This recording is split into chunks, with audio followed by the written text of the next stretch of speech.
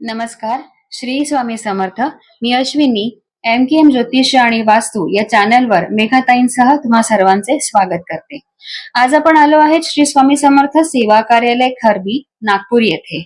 इथे श्री स्वामी समर्थ महाराजांची सेवा होते आणि त्याचबरोबर Megha Maturkar madam angel card reading, tarot card reading, face reading, त्यानंतर आकाशिक रेकॉर्ड आणि रेकीचे पण सेशन्स घेतात, हस्तरेखा रिडिंग बघतात, एंजल कार्डचे रिडिंग्स बघतात, असे ते सेशन्स घेतात. बाय प्रोफेशन त्या ज्योतिष शिरोमणी आणि वास्तू शिरोमणी आहे. आजच त्यांचं मी इथे येत असतानाच त्यांनी मला फोन केला की तुम्ही थोडस उशिरा आलात तर बरं होईल, माझं आकाशिक रेकॉर्डचं सेशन सुरू होतं.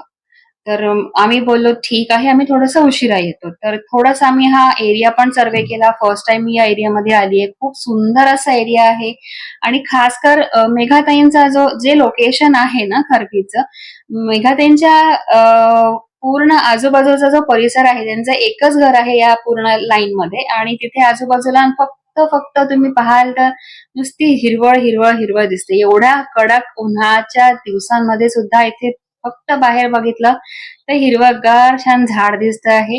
आणि भलेही आम्ही इथे आहोत, तुम्हालाही दिसत असेल आजूबाजूला थोडस टीनाचं वगैरे थोडस कुठेतरी दिसतंय, तर हे बेसिकली मला असं वाटतं ह्यांचं गोडाऊन आहे ना मॅडम, तुमचं हे गोडाऊन होतं आणि काही कारणास्तव त्या इथे त्यांना शिफ्ट व्हावं लागेल. ते आपण सगळं त्यांच्याकडनं जाणून घेऊच या नक्कीच.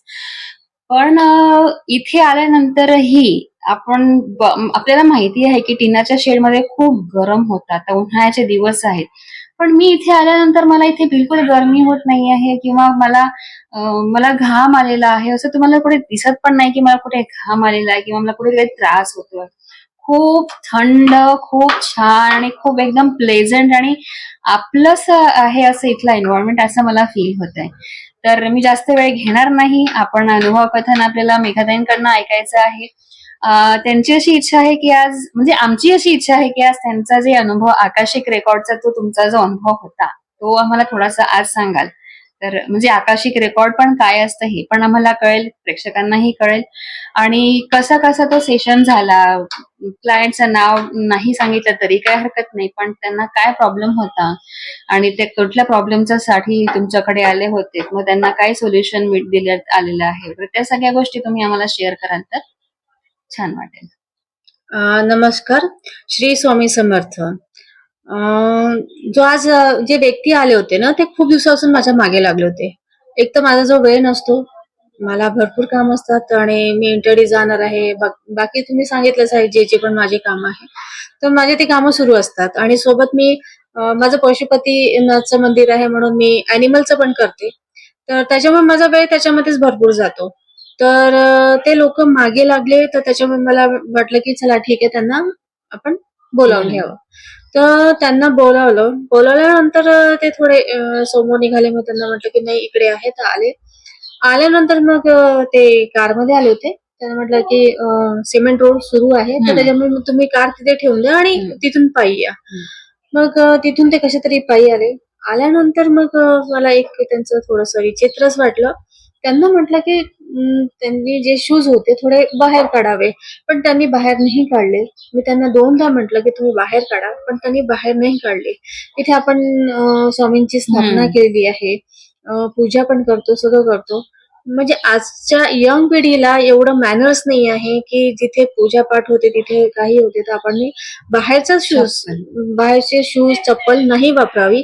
म्हणजे एवढंही आपले आई वडिलांनी संस्कार दिले नाही. म्हणजे आपली संस्कृती आहे की बा पुरातन काळातून आपण तसं, म्हणजे आई वडिलांनी सांगितलंय की बा कमीत कमी तुम्ही बाकी ठिकाणी चप्पल वगैरे घरात जी वापरता ठीक आहे, पण देवघरामध्ये तरी आपण चप्पल नाही वापरावी. तर ठीक आहे, त्यांनी पण तरी मी म्हंटल त्यांना, तर नाही ऐकलं त्यांनी. मग त्यांनी बाजूला तिथेच काढले शूज. काढल्यानंतर मग ते समोर येऊन बसले. आल्यानंतर त्यांचं असं झालं की पहिले पूर्ण परिसर पाहायला, म्हणजे त्यांना असं वाटलं की म्हणजे मी इतकी नामी व्यक्ती आहे, एवढी शिकलेली आहे, एवढं सगळं काही आहे, तर जसं बाकी लोकांचं जसं असतं तामझाम किंवा खूप प्रॉपर एसी पाहिजे, म्हणजे चांगलं कॅबिन पाहिजे, चांगलं हे पाहिजे, तर तसं माझं काहीच नाहीये. कारण की मला स्वामींनी जेवढं दिलं आहे तेवढंच मला असं वाटतं की मी तेवढंच घ्यायला पाहिजे. लोकांना म्हणजे लुटून पैसा कमवणं, हे करणं, ते करणं, तो गुण माझ्यात आहे नाही. आणि स्वामी पण मला तसं म्हणजे परमिशन देत नाही. तर याचा अर्थ असा नाही की तुम्ही परिसर पाहून म्हणजे व्यक्तीला जज करता. त्या पद्धतीने त्या व्यक्तीने जज केलं. ठीक आहे, पण माझा एक्सपिरियन्स मला आज कमी कमी 25 वर्ष झाले मी हे काम करते आहे. तर 25 वर्षापासून मी हे काम करत असल्यावर मला असं वाटलं की आहे बा मी कुठेतरी माझं स्टेटस आहे. पण बरोबर. मला हे माहित नव्हतं की लोकांचं बघण्याची दृष्टी काय असते. म्हणजे तुमच्याकडे एसी पाहिजे, तुमचं चांगलं कॅबिन पाहिजे, चांगलं म्हणजे घर ऑफिस असं पाहिजे, तेव्हा कुठे म्हणजे आपण नामी झालो. पण तुमच्यामध्ये जे गुण गुण आहे. आहेत, जे हा. ज्ञान आहे, जे तुम्ही लोकांना देत आहे, ज्या प्रॉब्लेम मधून लोकांना तुम्ही बाहेर काढत आहे, ते इम्पॉर्टंट नव्हतं. कारण की जेवढा वेळ ते लोक बसले ना, त्यांनी इकडे तिकडे म्हणजे नुसतं फक्त बघण्याचं काम केलेलं आहे, दुसरं काहीच नाही केलं. बापरे. ते सर्व झालं. त्याच्यानंतर मग मी त्यांना आकाशिक रेकॉर्ड ऑलरेडी मी त्यांचं बघितलेलं होतं. त्यांना म्हटलं की मी बघितलेलं आहे, पण तुम्हाला बघायचं आहे का? तर ते म्हणे आम्ही पण बघू शकतो का? मी म्हटलं त्यासाठी खूप साधना लागते, खूप मेडिटेशन लागते. जर ते तुमचं असेल प्रॉपर तर आपण करू. तर त्यांनी म्हटलं नाही मॅम तुम्हीच सांगून द्या म्हणून. मग मी सांगितलं त्यांना. त्यांना सांगितल्यानंतर मी फक्त थोडीशी 5% गोष्ट सांगितली. 5% गोष्ट सांगितल्यानंतर त्यांनी म्हणजे हा विचार केला की आम्ही बाकी ठिकाणी जिथे गेलो होतो आम्हाला हे जे सांगितलं तेच तुम्ही पुन्हा सांगत आहे. एक तर मला त्यांचं जे वागणं होतं ते मला आवडत नव्हतं. पण तरीही मी माझ्या रागावर, माझ्या याच्यावर कंट्रोल करून मी शांतपणे त्यांना घेतलेलं आहे. आणि त्यांना समजून सांगितलं कारण की त्यांना बेबी होत नव्हता म्हणून ते आले आहे. आणि बाहेरचं पण त्यांना निगेटिव्हिटी लागली आहे. ब्लॅक मॅजिकचा पण एक त्यांचा प्रॉब्लेम आहे. अरे बापरे. त्या लेडीजनी सांगितलं की नवीन नवीन लग्न झालं होतं. एक आठवड्यामध्येच त्यांना कुठेतरी त्यांच्या नातेवाईकांमध्ये बोलवण्यात आलं होतं. तर त्या लेडीजच्या मागून जे केस आहे ना त्याच्यातून असे केस ओढण्यात आले होते. एक सिम्पटम्स ते सांगितलं त्यांनी. दुसरा सिम्पटम्स त्यांनी सांगितलं की तिचे काही कपडे गायब झाले. दुसरा सिम्पटम्स ते सांगितलं. तिसरा सिम्पटम्स हे सांगितलं की त्यांच्या घरात लाल कपड्यामध्ये काहीतरी ठेवण्यात आलं. असे बरेच काही सिम्पटम्स सांगितले आहे, पण मी ते तेवढं पब्लिकली सांगू शकत नाही. पण जे काही आहे ठोकठोक ते सांगते. मग त्याच्यानंतर मी त्यांना सांगितलं की नाही असं नाही आहे, पण तरीही मी बघण्याचा प्रयत्न करते. आणि रिअली मध्ये मी बघितल्यानंतर दिसलं की की म्हणजे बाहेरची निगेटिव्हिटी आहे त्यांना. तर त्यांना फक्त एकच म्हटलं की तुम्हाला बेबी आहे. आकाशिक रेकॉर्ड ज्या पद्धतीने मी बघितलं आहे, बेबी आहे. पण बेबी का होत नाहीये? कारण की त्यांना बाहेरची निगेटिव्हिटी लागली आहे आणि जोपर्यंत ती निघत नाही तोपर्यंत बेबी होणार नाही. हे म्हटल्यानंतर ही सुद्धा त्यांना काय माझ्याकडनं हवं होतं मला कळलं नाही. तर त्यांचं म्हणणं असं होतं की आम्हाला साधी पूजापाठ सांगा म्हणजे त्याच्यातून आम्हाला उपाय निघेल आणि आम्ही करू. मी त्यांना म्हटलं होतं त्यांनी आपल्या भारतातले कितीतरी देवस्थान तिथे जाऊन आलेले आहे. देवस्थान जाऊन करून आले आहे. कितीतरी ज्योतिषाकडे गेले आहे, कितीतरी पंडितांकडे गेले आहे आणि असं भरपूर काही त्यांनी केलेलं आहे. पण माझं म्हणणं आहे की स्वतःतलं आत्मनिर्भर जागृत करा तुम्ही.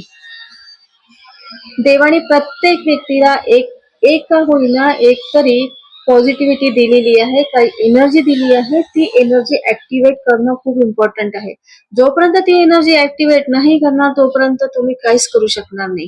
पण त्याच्यासाठी काय करता येईल? एनर्जी म्हणजे कसं कळेल की ती एनर्जी आहे आणि ती ऍक्टिव्हेट करायची असते? बघा गॉड गिफ्ट असतं, प्रत्येकाला असतं. असं नाही की एकाला आहे दुसऱ्याला नाही, असं काही नाही आहे. प्रत्येकाला आहे. फक्त इम्पॉर्टंट आहे की आपलं मेडिटेशन करणं इम्पॉर्टंट आहे. आपल्या आतमधलं काय आहे ते बघणं इम्पॉर्टंट आहे. काहीतरी आपल्या आतमध्ये सिक्स सेन्स असतं त्याला जागृत करणं इम्पॉर्टंट आहे. नाही तर तुम्ही पूजा करत असताना 2 ते 3 सेकंड फक्त बसायचं आणि बघायचं की माझ्यामध्ये काय आहे. काहीतरी वेगळं आहे. प्रत्येक व्यक्तीला नोटीस करा आणि माझ्यामध्ये काय वेगळं आहे ते बघा. आणि जर ते वेगळं आहे ना तर त्याला तुम्ही अजून जास्त ऍक्टिव्हेट करू शकता. त्यासाठी साधना लागते, मेडिटेशन लागते, सगळ्या गोष्टी लागतात. तर ती साधना म्हणजे कोणती साधना आहे आणि मेडिटेशन म्हणजे मग आता गाइडेड मेडिटेशन म्हणा किंवा युट्यूब वरती आपण बघू शकतो की खूप सारे an number of meditation are there. खूप सारे मेडिटेशन दिसतात आपल्याला. मग त्यातलं कुठलं मेडिटेशन करायला पाहिजे, किती वेळाचं मेडिटेशन करायला पाहिजे, ह्या बाबतीत तुम्ही काय सुचवाल? मला तर असं वाटतं की मेडिटेशनसाठी एक गुरु असणं खूप गरजेचं आहे. कारण अच्छा. की आज असं झालेलं आहे की प्रत्येक व्यक्ती काही ना काही म्हणजे चुकीचं डायरेक्शननी सांगत आहेत. कोणी म्हणतात की 7 दिवसात तुम्ही हे करा तर तुम्हाला हे मिळून जाईल. स्विच वर्ड करा किंवा म्हणजे अशा पद्धतीने ते लोक जसं दाखवतात ना तसं दाखवतात आणि लोकं तिथे वाहून चालले आहे. का? कारण की त्यांना इन्स्टंट सगळं पाहिजे. म्हणजे लवकरात लवकर काय त्यांना थोडीशी जसं आज जे व्यक्ती आले होते की त्यांना काहीच करायचंच नाही आहे. त्यांना मी एक म्हटलं होतं की पितृचा जो प्रॉब्लेम आहे तर त्याच्यावर मी सोल्युशन सांगते. त्यांनी पटकन मला सांगितलं की आम्ही पितृंचं पूजा करून आलोय. फक्त पितृंची पूजा करून आल्यानंतर प्रॉब्लेम सॉल्व्ह होतो असं नाही आहे.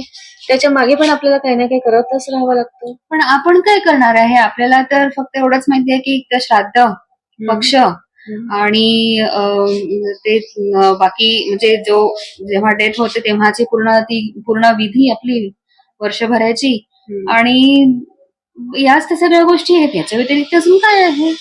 याच्या व्यतिरिक्त अजून आपलं मेडिटेशन इम्पॉर्टंट आहे. मला एक गोष्ट सांगा, पितृ तुमचे आहे. पूजा दुसरं कोणीतरी करतं. आजकाल तर ऑनलाईन सुरू झालेलं आहे. पूजा केलं, बस आहुती टाकली, हे झालं ते झालं असं नसते ना.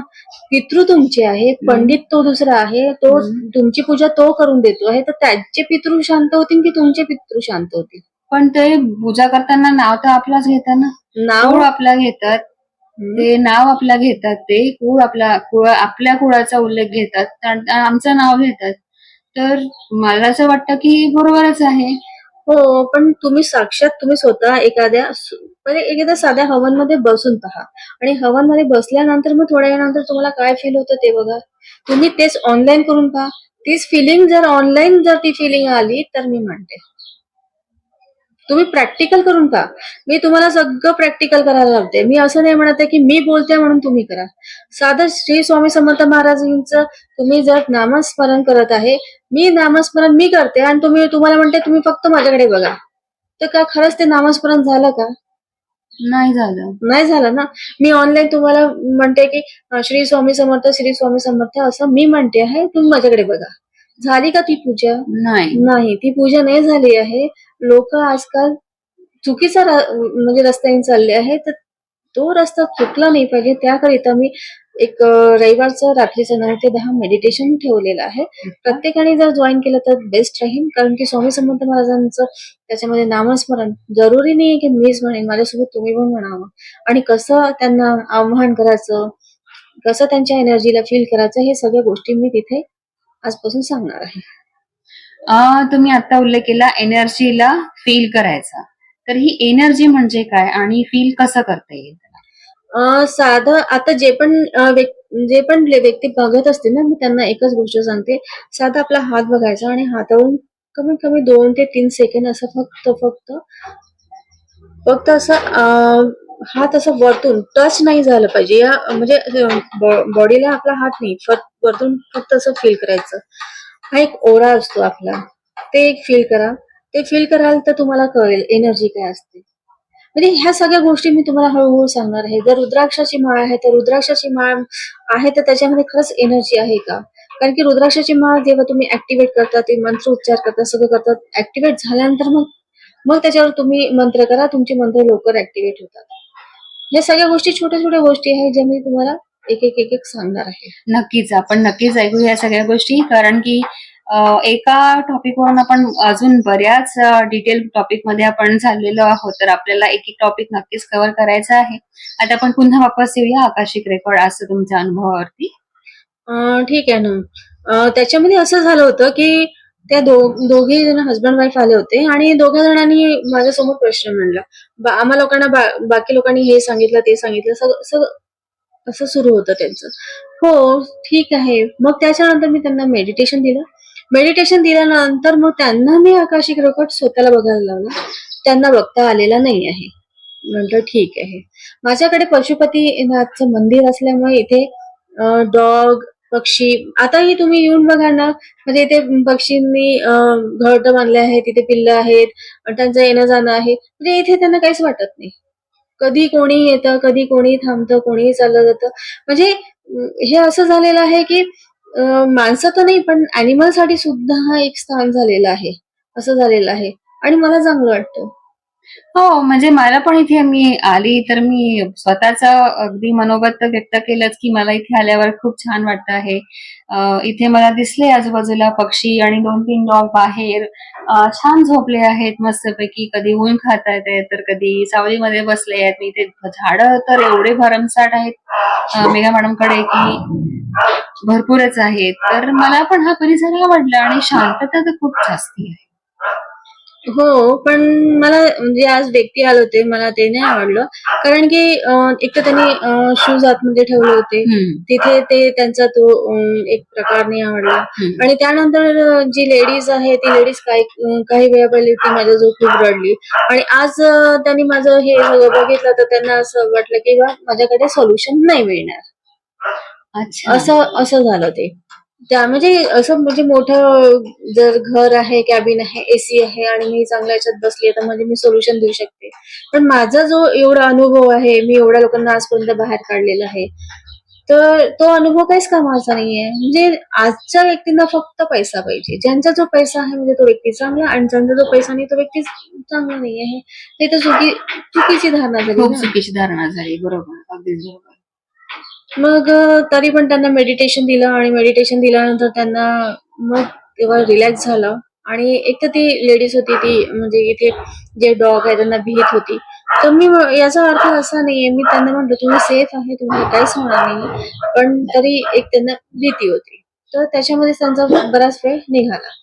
मग त्याच्यानंतर पुन्हा त्यांना अर्ध्या तासाचं मेडिटेशन दिलं आणि मेडिटेशन दिल्यानंतर ते रिलॅक्स झाले आणि हे झाले. मग त्यांना एक प्रश्न विचारला, की तुमचं असं आहे, ते आहे आणि मग त्यांना नोट डाउन करायला लागलं, की या 6 महिन्यामध्ये काय-काय होणार आहे. कारण की माझ्याकडे व्यक्ती येतात ना, मी त्यांना सांगते, की तुमच्यासोबत हे होणार आहे. तर त्यावेळेस ते ऐकून घेतात आणि त्याच्यानंतर त्यांना माहिती होतं, जे मी सांगितलं तेच घडतं. पण ते नंतर म्हणतात, की "नाही मॅडम तुम्ही सांगितलंच नाही." ताई एवढं सगळं ऐकल्यानंतर माझी अशी इच्छा आहे, की पुढचा आपला जो म्हणजे आपली जी भेट होईल, आपला जो अनुभव कथांची मालिका जी पुढचा एपिसोड राहील, त्याच्यामध्ये आपण माझा आकर्षक रेकॉर्ड आपण घेतलं तर तुमची जी पण फीज असेल मी अर्थात तुम्हाला तुमची फीज देईल. पण मला असं माझी अशी इच्छा आहे आणि मी प्रामाणिकपणे व्यक्त केली आहे, की माझे आपण आकर्षक रेकॉर्ड्स आपण बघूया काय आहेत, काय नाही. हो, ठीक आहे ना. नेक्स्ट टाईम जेव्हा आपण जसा वेळ मिळतो तसं आपण एक बघून घेऊ आणि माझी अशी खूप जास्त फीस नाही आहे. मी लोकांनी त्याचं टार्गेट बनवून ठेवलंय, की एका महिन्यात 3,00,000 6,00,000 अशी कमवायची. नाही. ही जी एनर्जी आहे, ही पॉझिटिव्ह एनर्जी आहे, ही पैसे कमवासाठी नाही आहे. लोकांना तुम्ही चांगलं देण्यासाठी आहे. जितकं द्याल तितकं मिळेल आणि आज मला मोक्षाकडे जायचं आहे, तर मी पैसा नाही पाहत आहे. मी मोक्ष